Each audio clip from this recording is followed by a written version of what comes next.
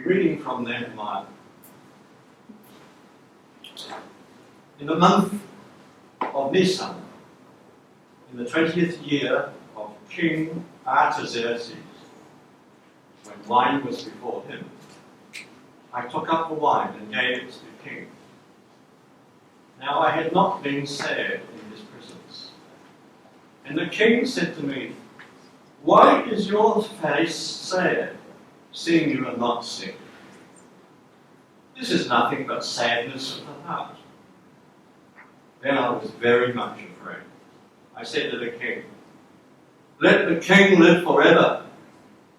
Why should not my face be sad when the city, the place of my father's graves, lies in ruins, and its gates have been destroyed by fire?" Then the king said to me, "What are you requesting?" So I prayed to the God of heaven, and I said to the king, "If it pleases the king, and if your servant has found favour in your sight, that you send me to Judah, to the city of my father's graves, that I may rebuild it." The king said to me, and the queen was sitting beside him, "How long will you be gone? And when will you return?" So it pleased the king to send me when I had given him the time. And I said to the king, "If it pleases the king, let letters be given me to the governors of the province beyond the river, that they may let me pass until I come to Judah. And a letter to Asaph, the keeper of the king's forest, that he may give me timber to make beams for the gates of the fortress of the temple, and for the wall of the city, and for the house that I should occupy." And the king granted me what I asked, for the good hand of my God was upon me.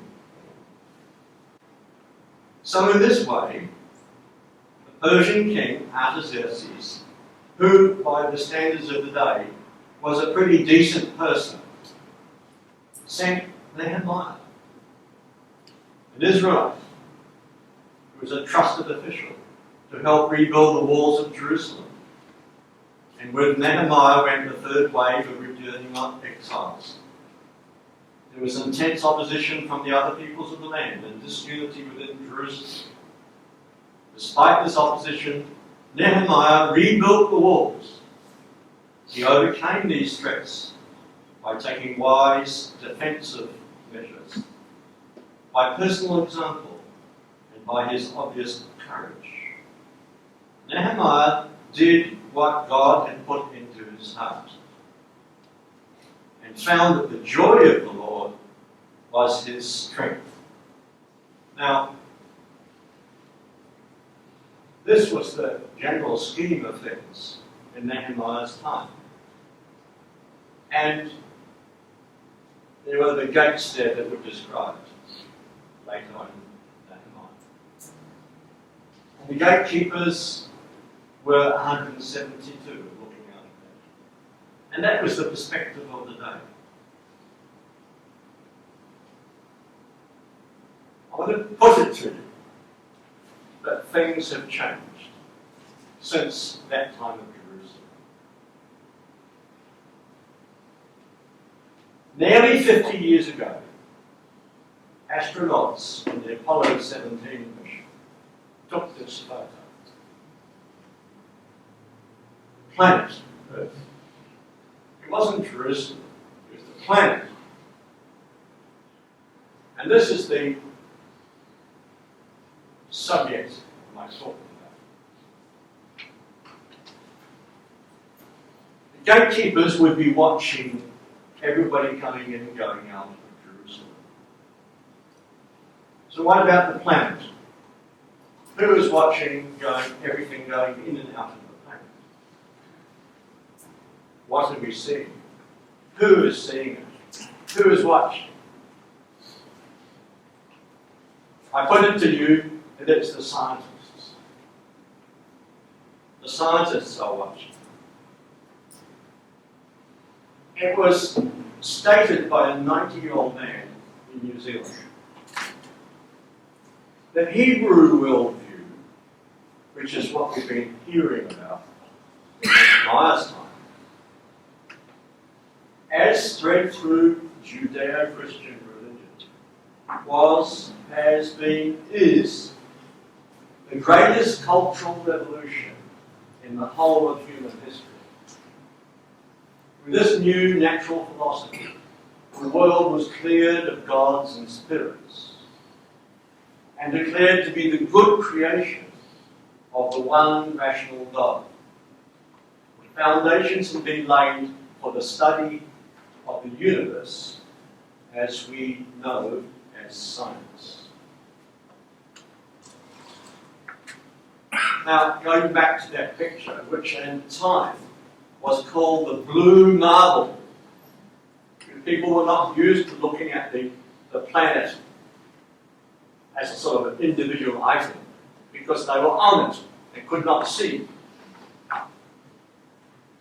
There have been some fairly strange things that have happened since that nearly 50 years ago that photo was taken.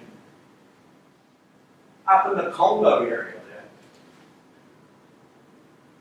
a lot of the green colour has disappeared.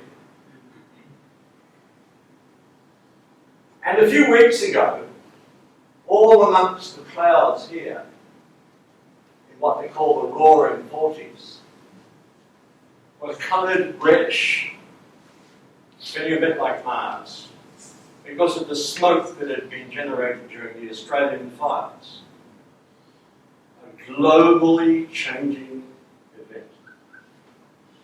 And the other thing that I draw your attention to is this area here, Antarctica, which is starting to go through the biggest melt that people have ever seen. Going back to the gatekeepers, the watchers, the scientists. They met in 1979 because they were a bit concerned something is happening to the planet Earth. And 40 years since then, something just last year happened which I think has really caught the attention of a lot of people. More than 11,000 scientists, as scholars and teachers from around the world, signed and published a letter. This is an excerpt, 2 excerpts from the letter. Like you just read it, I won't read it. I think this is why we're all here today, because we have heard little bits and pieces of this. Brother Lawrence has been talking about little bits and pieces of it. It's really hit home recently. The CO2 level is still rising. Now, part and parcel of this is that the human population has been going up. Not to pick out Chinese people in particular, but it's global.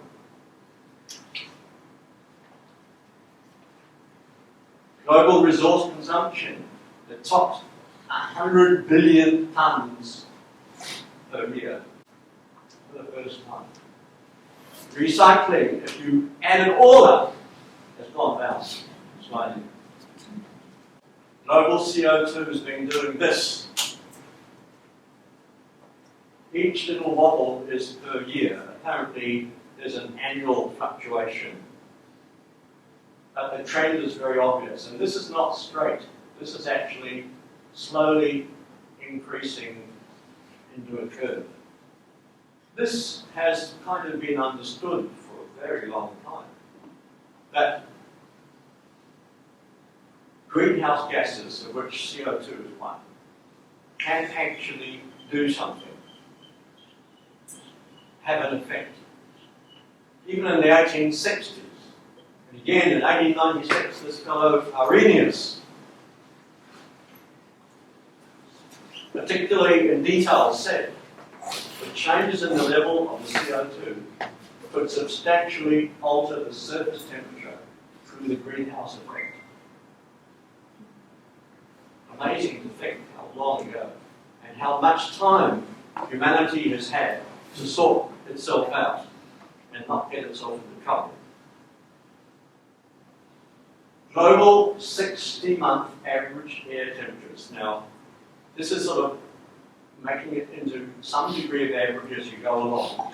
But the trend is absolutely fantastic. And somewhere around about the 1970s, things got going as far as global temperature was concerned. Things were starting to get mighty serious, and is continuing to do so. This is quite recent, really.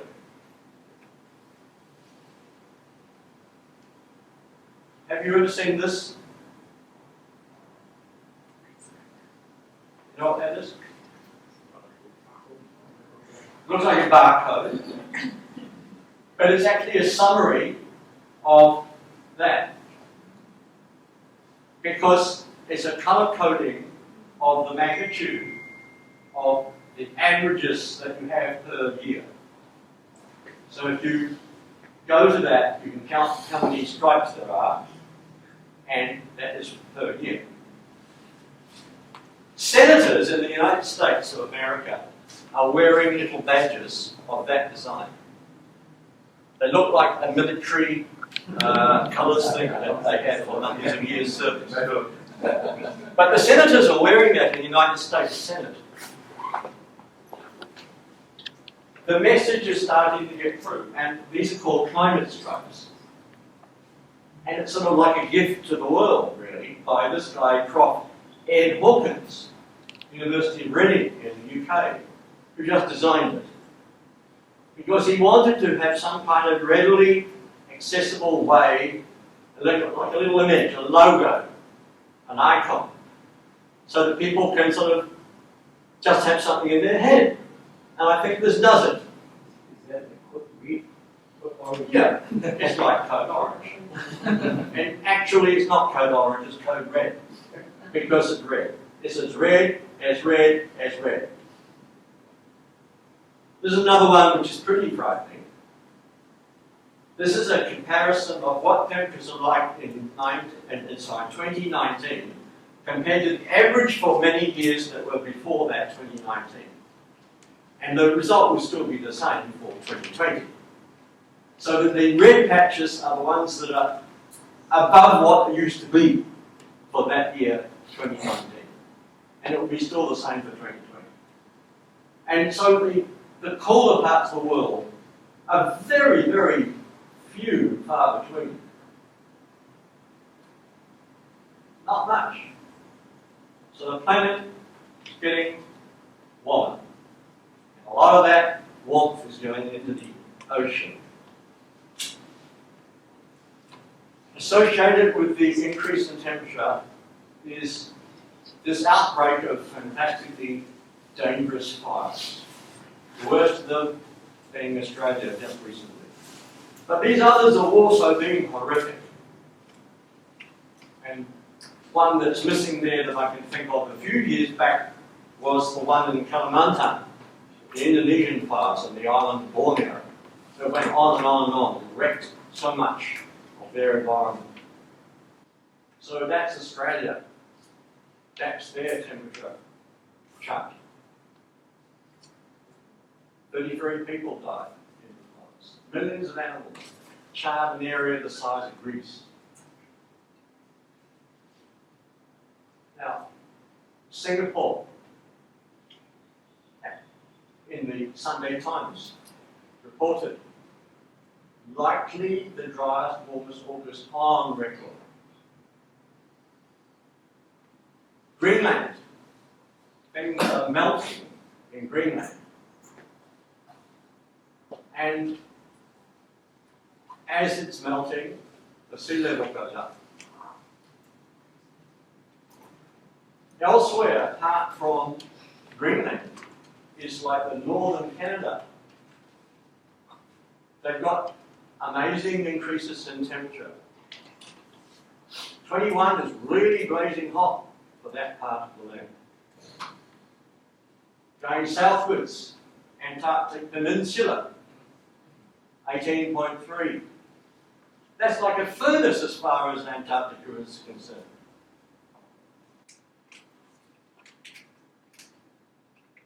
And it's becoming political.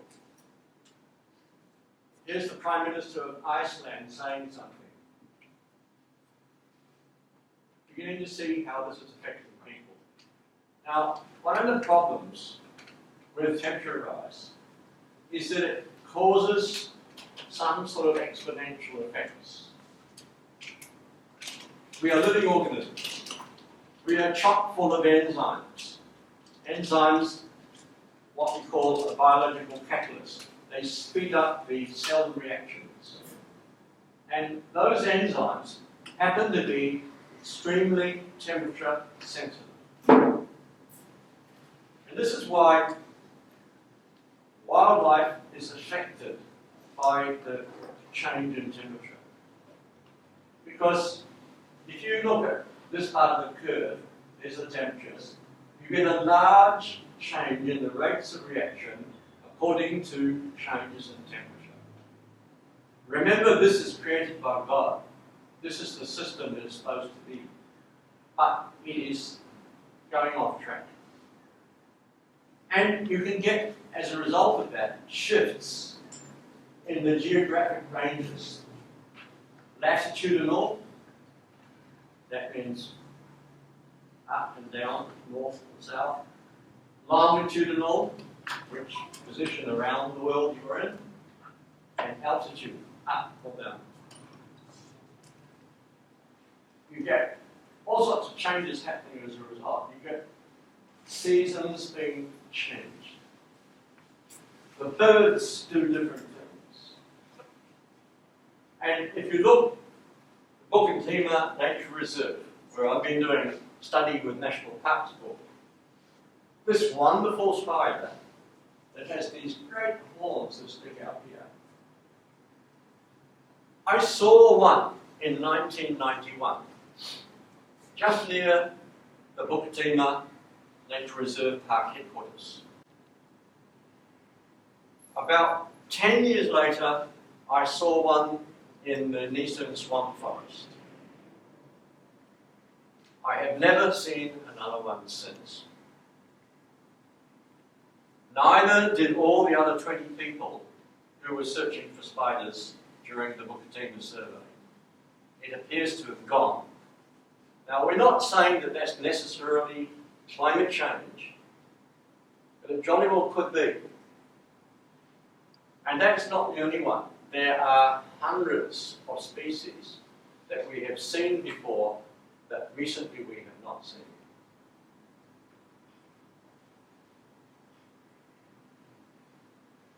Lawrence kindly showed me China when I went on one of the Green Desert trips. It was a wonderful trip. And once you go over the great big granite rampart that separates Beijing from Inner Mongolia, you come to this sort of scenery. One can imagine that you can have high altitude species living here. They're not living here, they're about here. With global warming, what happens? All their enzymes are affected. And the only places they can live are here, and here, and there, and up there. You get a little bit more global warming, and bing, they're in the sky. But they're not, because they're extinct. Going back to history, these fellas found something very interesting. For every 1 degree increase, air can hold more than 7% extra water.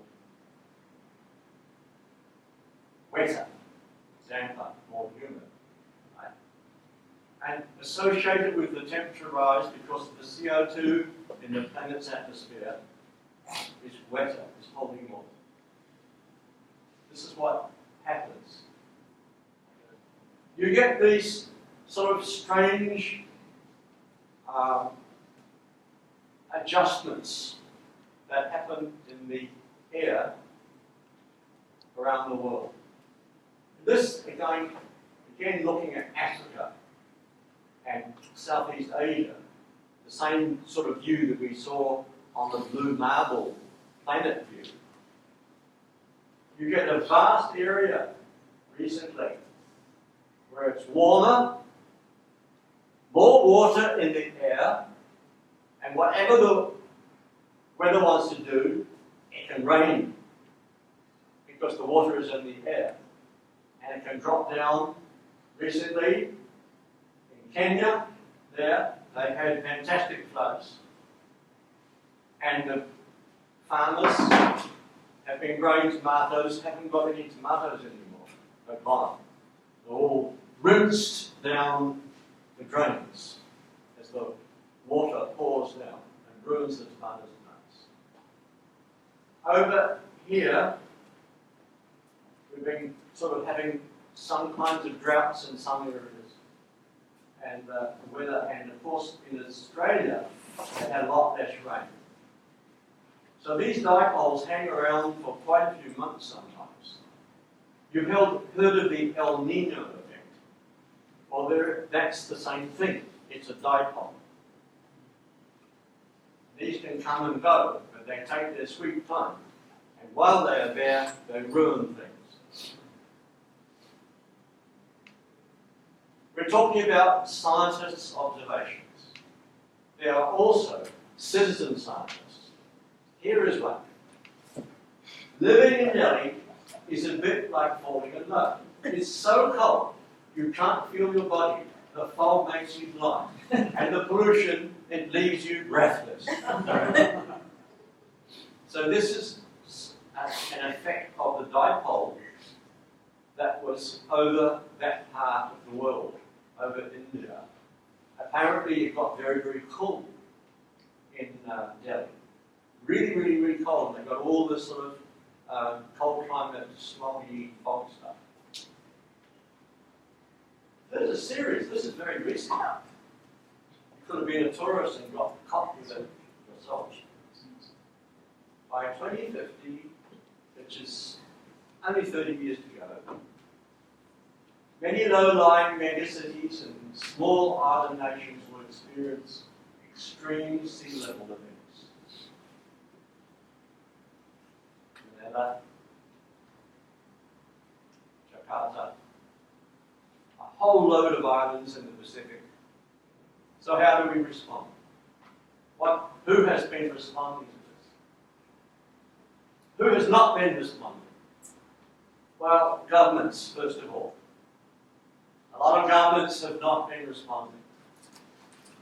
There have been governments that have been meeting the challenges. Keep things positive. Let's look at this. Mark Carney, the outgoing head, Bank of England, and the new United Nations Special Envoy, he issues a climate change warning to firms. It's becoming economic, not just health. What are companies doing? What's their response? Well, insurance companies are bothered. It's not earthquakes and hurricanes so much. It is wildfires and storms. And as you know, if you're a business person or been reading the Business Times, you'll see that there's a lot of talk about green, sustainable companies, ESGs, environmental social governance, sustainable investing. It goes on and on. But I wonder what on earth is that really? It's not very clear.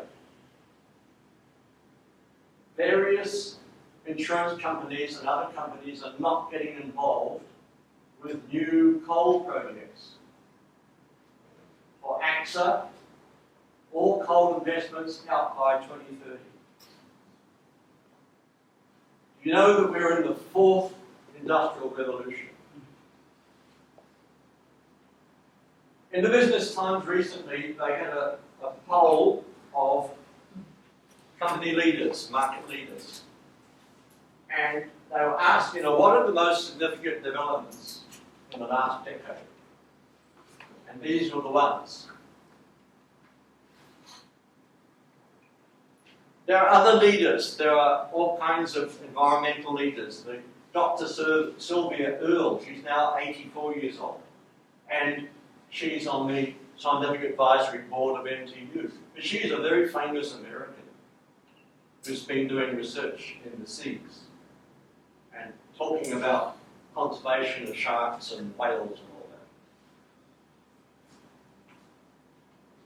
that. This Ed Hawkins, the Professor Ed Hawkins, who produced the stripes, he can be seen as a leader. After all, the leaders themselves are wearing the stripes. What about Christians? What about Christians leading? Well, before I mention anything about Christians, particularly on themselves, I want to remind you of this fellow, James Lovelock, who produced this book called Gaia. And it's a sort of secular work where he proposed that the planet Earth is like a living organism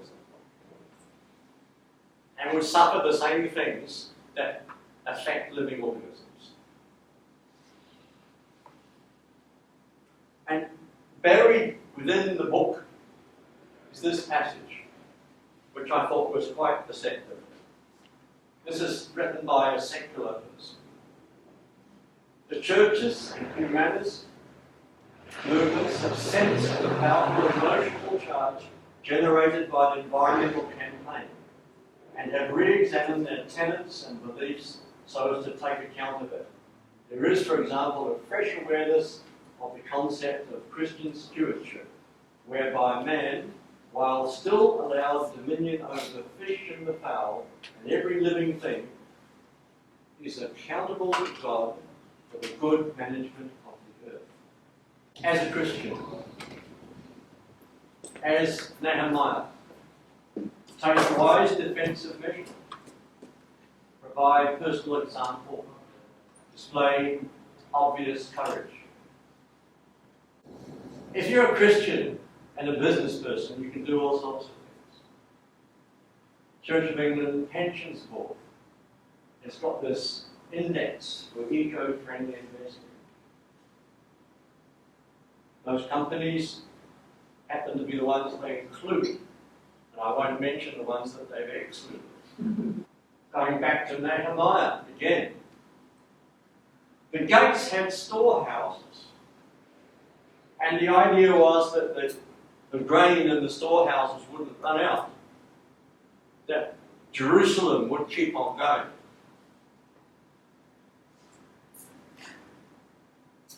As part of China's history, they had this concept. I think I have to ask you for help on the pronunciation. How do you pronounce this, please? Sorry, loudly, please. Right?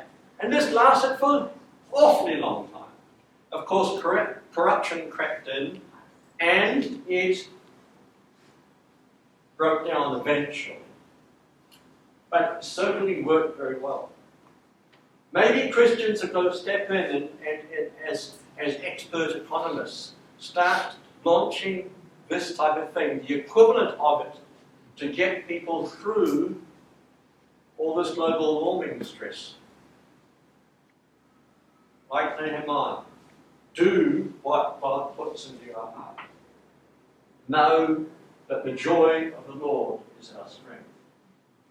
Some Christians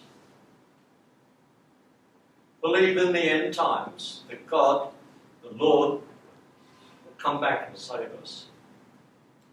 It's perfectly true.